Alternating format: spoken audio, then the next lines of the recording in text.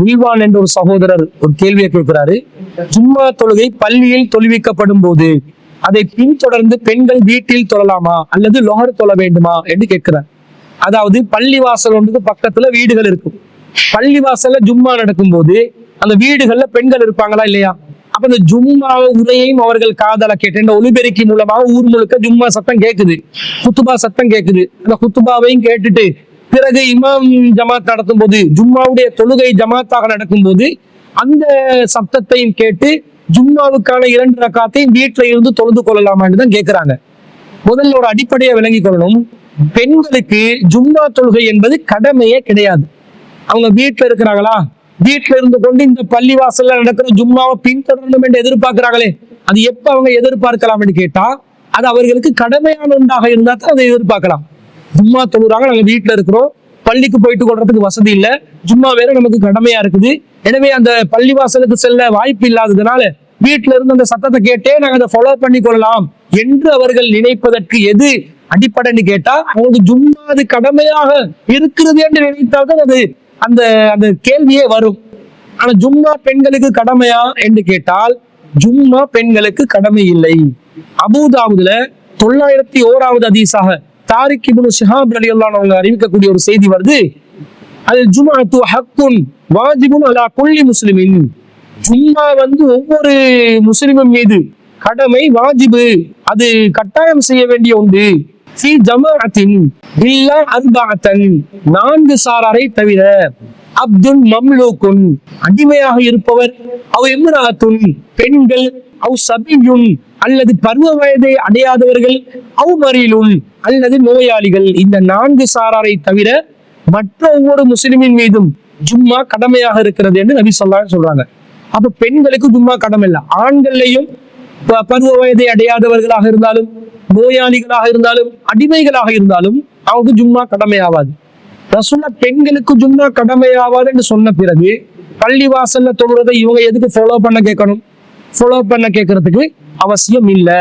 அது பெண்கள் மீது கடமையாகாத ஒன்றை அவங்க செய்ய வேண்டியது இல்லை. அப்ப பெண்களுக்கு எதை கடமையாக்குது இஸ்லாம்? ஐவேளை தொழுகையில ஜும்மாவுடைய நேரத்துல எது கடமையா இருக்கு? ஒவ்வொரு தொழுகை தான் அவர்களுக்கு கடமையாக்குது. ஏண்டா அவங்க ஜும்மா தொழுகை அவர்களுக்கு கடமை இல்லைன்னு வந்திருக்கிறதுனால அந்த ஜும்மாக்கு பகரமாக அந்த நேரத்துல தொழக்கூடிய வாஜிபான தொழுகை முகர் தொழுகை தான். அப்ப பெண்கள் வீட்டில இருந்து தொழுகிறதா இருந்தா ஜும்மா தொழுகையில தொழணும், அவங்க லுகர் தொழுகையைத்தான் தொழ வேண்டும். எப்ப அவங்க லுகர் தொழுகை தொழுவது கடமை என்றாகுதோ அப்ப அவங்க பள்ளி வாசல் இருக்கக்கூடிய இமாமுடைய சப்தத்தை ஃபாலோ பண்ணி அதை பின்பற்றி கொண்டு வீட்டில இருந்து ஜும்மா தொழணும் என்றது எப்படி எதிர்பார்க்கலாம், எப்படி செய்யலாம்? மார்க் அடிப்படையில அதை செய்ய முடியாது. அவங்க ஜும்மா தொழ வேண்டும் என்று சொன்னால் அவங்களுக்கு கடமை இல்லை என்பது உண்மை. ஆனா ஜும்மா தொழணும் என்று ஆசைப்படுறாங்கன்னு சொன்னால் பள்ளிவாசலுக்கு ஜும்மாவை தொழணும். பள்ளிவாசல்ல ஜும்மா தொழுறதுக்கு பெண்களுக்கு என்று பிரத்யேகமான ஏற்பாடுகளை செஞ்சு கொடுக்கணும். அப்படி கொடுத்தா அவங்களுக்கு கடமை இல்லை, ஆனா விரும்பினா வரலாமா இல்லையா? விரும்பினா பெண்கள் ஜும்மால போய் பங்கு பெறலாமா இல்லையா என்று பார்த்தால் தாராளமா பங்கு பெறலாம். எப்படி பங்கு பெறலாம் என்றா, நபிகள் நாயகம் ஸல்லல்லாஹு அலைஹி வஸல்லம் காலத்துல பெண்கள் ஜும்மாவிலே கலந்து கொண்டு குர்ஆன் வசனங்களை கூட மனப்பாடமாக்கி இருக்கிறாங்க என்ற ஒரு செய்தி சஹீஹ் முஸ்லிம்ல 1580வது செய்தியா வருது. இந்த செய்தி அறிவிக்கிறாங்க உம்ரா பின்த் அப்துர் ரஹ்மான் ரலியல்லாஹு அன்ஹா அவர்களுடைய சகோதரி ஒருவர் அறிவிக்கிறாங்க. அவங்க என்ன சொல்றாங்க? காலத் அஹத்து காஃப் வல் குர்ஆனில் மஜீத். நான் காஃப் வல் குர்ஆனில் மஜீத் என்று வரக்கூடிய குர்ஆன் 50வது அத்தியாய பின் ரசூலுல்லாஹி ஸல்லல்லாஹு அலைஹி வஸல்லம் ரசூலுல்லாஹ் கிட்ட இருந்து எப்படி பாடமாக்கிறேன், எப்படி எடுத்தேன் தெரியுமா? யௌமல் ஜும்அத்தி, ஜும்ஆவுடைய நாளில் தான் அதை நான் பாடமாக்குவேன். வஹுவ யக்ரஉ பிஹா அலல் மின்பரி ஃபீ குல்லி ஜும்அத்தின். நபிகள் நாயகம் ஸல்லல்லாஹு அலைஹி வஸல்லம் அதை மின்பர் மீது ஒவ்வொரு ஜும்மா நாளிலும் ஓதுவார்கள். அப்ப நான் ஜும்மாவுக்கு போய் கலந்து கொண்டதனால ரசூலுல்லாஹ் ஒவ்வொரு ஜும்மாவிலும் ஓதுவதனால சூரத்து காஃபை 50வது அத்தியாயத்தை நான் மனப்பாடமாக்கி கொண்டேன் என்று இந்த செய்தியில் அறிவிக்கப்படுகிறது. அப்ப பெண்கள் ஜும்மாவுக்கு கலந்து கொள்ளலாம், அனுமதி உண்டு, கட்டாயம் இல்லை. அவர்களுக்கு கலந்து கொள்வதற்கு அனுமதி இருக்குது. அவங்க விரும்பினா ஆண்கள் அதை தடுக்க கூடாது, ஜும்மால தொழுந்துட்டு வாங்கன்னு அனுப்பணும். இப்ப பள்ளி வாசல்கள் எல்லாம் என்ன பண்ணணும்? பெண்களுக்கு ஜும்மா தொழுகைக்கான ஏற்பாடுகளை செய்து கொடுக்க வேண்டும். அவர்களுடைய ஒரு அனுமதியை பயன்படுத்திக் கொள்வதற்கு, ஒரு மார்க்கத்தில் உள்ள ஒரு சலுகையை பயன்படுத்திக் கொள்வதற்கு அவர்களுடைய விருப்பத்துக்கு ஒரு காரியத்தை செய்யறதுக்கு மார்க்கம் விட்டு இருக்கக்கூடிய ஒரு விஷயத்தை அவங்க கடைபிடிக்கிறதுக்கு பள்ளி நிர்வாகங்கள் அனுமதி கொடுக்க வேண்டும். ரசூல்லாவே அனுமதி கொடுத்திருக்கிறாங்களே, அப்ப நாங்க அதை மறுக்கலாமா? மறுக்க கூடாது என்பது இதுல இருந்து விளங்குது. அப்ப பெண்கள் ஜும்மா தொழணும் என்று சொன்னா பள்ளி வாசல் தேடி போகணும். இன்றைய நாங்கள் அறிந்த விதத்தில் குர்ஆன் சுன்னா அடிப்படையில், ஏகத்துவ சிந்தனை அடிப்படையில், தௌஹீத் ஜமாத்தின் அடிப்படையில் இயங்கக்கூடிய பள்ளி வாசல்கள்ல மட்டும்தான் பெண்களை ஜும்மாக்கு அனுமதிக்கிறாங்க. வேறு பள்ளி வாசல்களை பெண்களை ஜும்மாக்கு அனுமதிப்பதை பார்க்க முடியாததாக இருக்கிறது. எவ்வளவு ஒரு முக்கியமான ஒரு விஷயம்.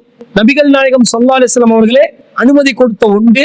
அப்ப நாங்க அதை மனோ இச்சையின் அடிப்படையில மறுப்பதும் ஒரு குற்றம் என்பது தெளிவாக தெரிகிறது. அப்ப பெண்கள் பள்ளி வாசலுக்கு ஜும்மாக்கள்ல கலந்து கொள்ளலாம். வீட்டுல இருந்து நீங்க ஜும்மா தொழுறது முறை இல்ல. வீட்டுல இருந்து அவங்களுக்கு நுகர் தான் கடமையாகுது. நீங்க பள்ளிக்கு வந்தீங்கடா ஜும்மாவை தொழணும். எப்ப பள்ளிக்கு ஜும்மாவை தொழுந்தீங்களோ, நீங்க வீட்டுல இருந்தா ஜும்மாக்கு பகரமாகத்தான் நுகர நீங்க தொழுவீங்க. நீங்க ஜும்மாவே தொழுந்துட்டீங்கடா மீண்டும் போய் நுகர் தொழ வேண்டிய அவசியம் வராது என்பதையும் இந்த செய்திகள்ல இருந்து நாங்கள் புரிந்து கொள்கிறோம். எனவே ஒருத்தர் வீட்டுல இருந்து இமாம் பள்ளி வாசல்ல ஓதுற அந்த குத்துபாவையும் அவர் தொழுவிக்கிற தொழுகைக்கும் அவங்க வீட்டு ஒரு தடுப்பை தாண்டி, ஒரு செவரை தாண்டி இருந்து கொண்டு அவங்க ஜமாத்துல கலந்து கொள்றோம் என்று சொல்வது நபி வழிக்கு மாற்றமாக இருக்கிறது. இதற்கு மாற்றமாக அவர்கள் பள்ளி வாசலுக்கு பள்ளி வாசலில் பங்கு பெற்று கலந்து கொண்டு அந்த ஜும்மாக்களில் பங்கு பெற்று தொழுவதுதான் நபி வழிக்கு உட்பட்ட சரியான முறையாக இருக்கிறது என்பதை நாங்கள் குர்ஆன் சுன்னாவில் இருந்து விளங்கிக் கொள்கிறோம். அதுதான் சகோதரர் கேட்ட கேள்விக்கு பதிலாக நாங்கள் பதிவு செய்து கொள்கிறோம்.